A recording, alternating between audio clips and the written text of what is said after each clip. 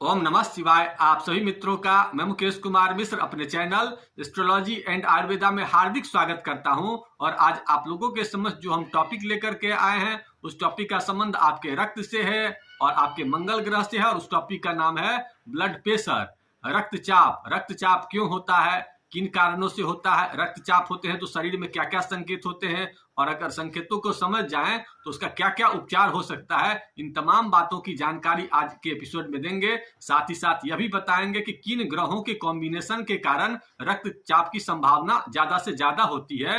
अतः धैर्यपूर्वक ध्यानपूर्वक आज के एपिसोड को सुनने और सुनने के बाद अपने जिंदगी में इसे लागू करने का कोशिश करें, क्योंकि यह एक ऐसा चीज है जो सामान्य लोग इस बीमारी से पीड़ित है। अतः इसको सुन करके और अपनी जिंदगी में इसे लागू करें कि अगर अब तक आप लोग रक्तचाप से बचे हुए हैं तो इनको सुनने के बाद कभी रक्तचाप नहीं होगा, इसकी पूर्ण गारंटी है। और जो लोग इस बीमारी से पीड़ित हैं और अगर आज के एपिसोड को पूर्ण रूपेण सुन लिए तो मैं यह उम्मीद करता हूं कि रक्तचाप उन्हें आगे बढ़ेगा नहीं और धीरे धीरे उस पर आप कंट्रोल कर सकते हैं। अतः चलिए अब आज के एपिसोड को शुरू करते हैं। सबसे पहले यह चर्चा करते हैं कि रक्तचाप क्या होता है।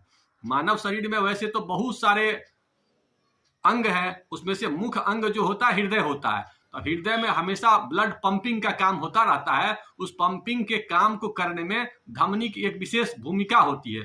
धमनी में रक्त प्रवाह एक दबाव के साथ, एक स्पीड के साथ रक्त आता है और जाता है, और उसकी सामान्य जो स्पीड होती है 120/80 होती है। यही मुख्यतः रक्तचाप कहा जा सकता है कि यही रक्तचाप होता है।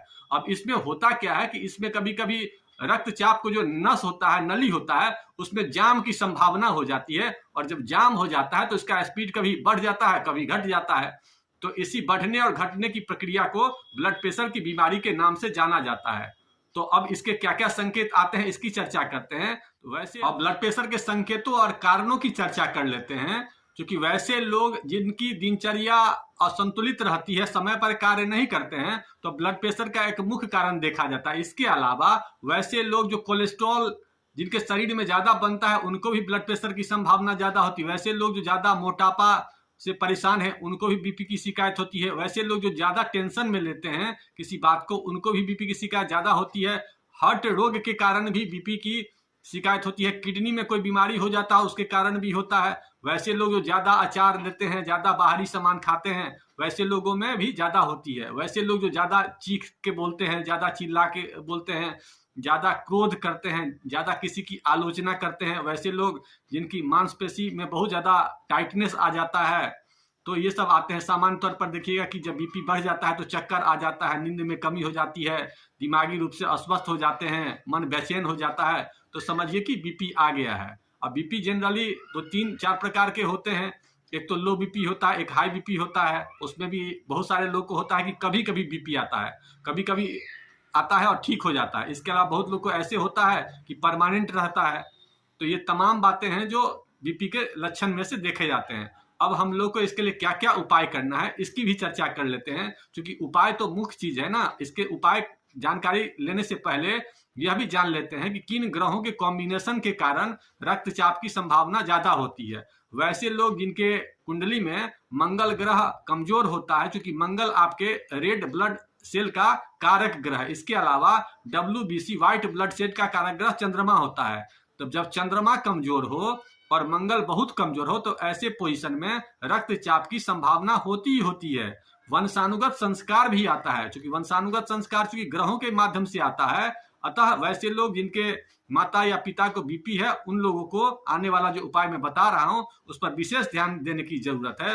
अब उपायों की चर्चा करते हैं, लेकिन उपायों की चर्चा करने से पहले मित्रों आप लोगों से एक और निवेदन है कि अगर आप लोग ज्योतिष से संबंधित किसी प्रकार की सलाह लेना चाहते हैं या ज्योतिष का कोई कोर्स करना चाहते हैं तो हमारे नीचे दिए नंबर पर फोन करके उसकी जानकारी को प्राप्त कर सकते हैं।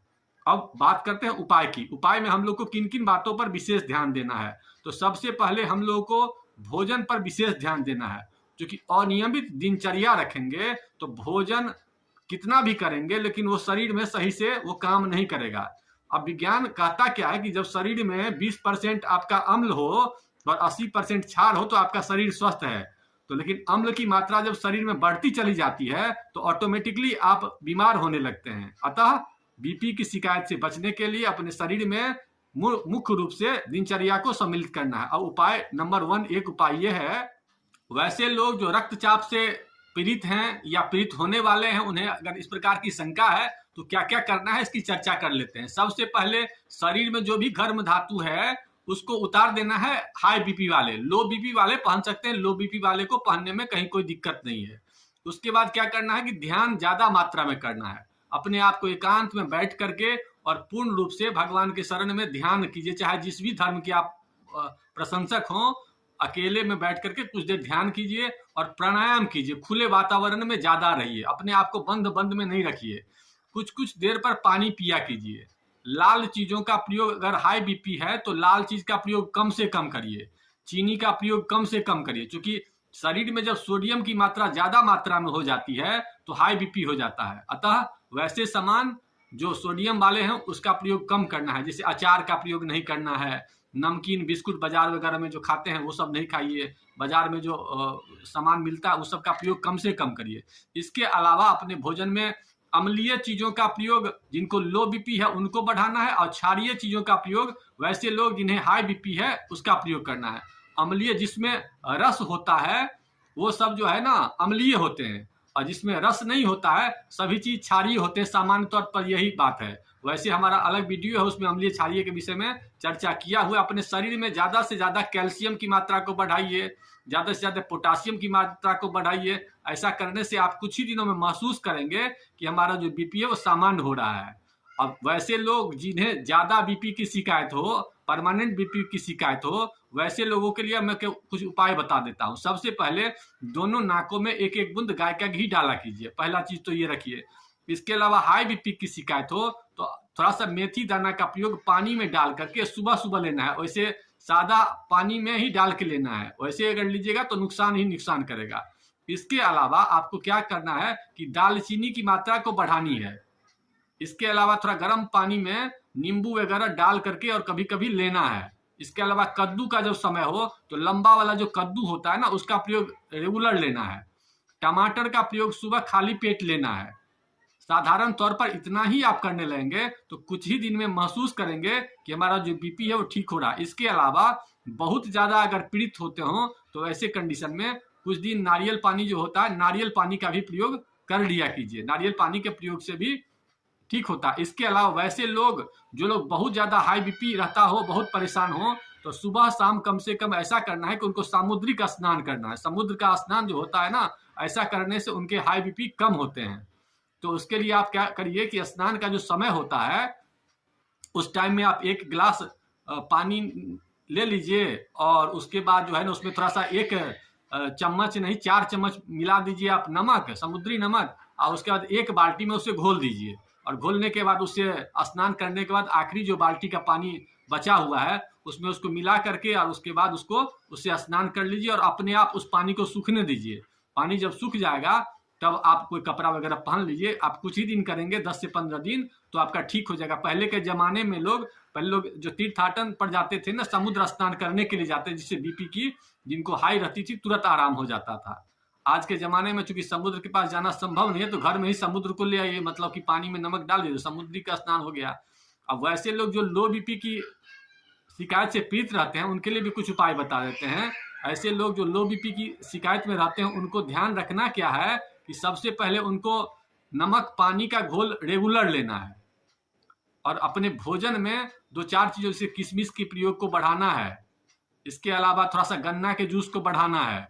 इसके अलावा थोड़ा ईख का जो है ना चबा के अगर खा पाइए तो वो भी खा सकते हैं।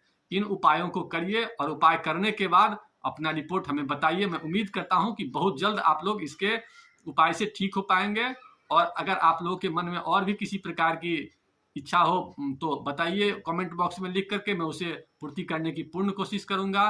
वीडियो कैसा लगा? अगर अच्छा लगा तो लाइक करिए, अगर किसी प्रकार की शिकायत है तो कमेंट करिए, मैं उसे सुधारने की कोशिश करूंगा।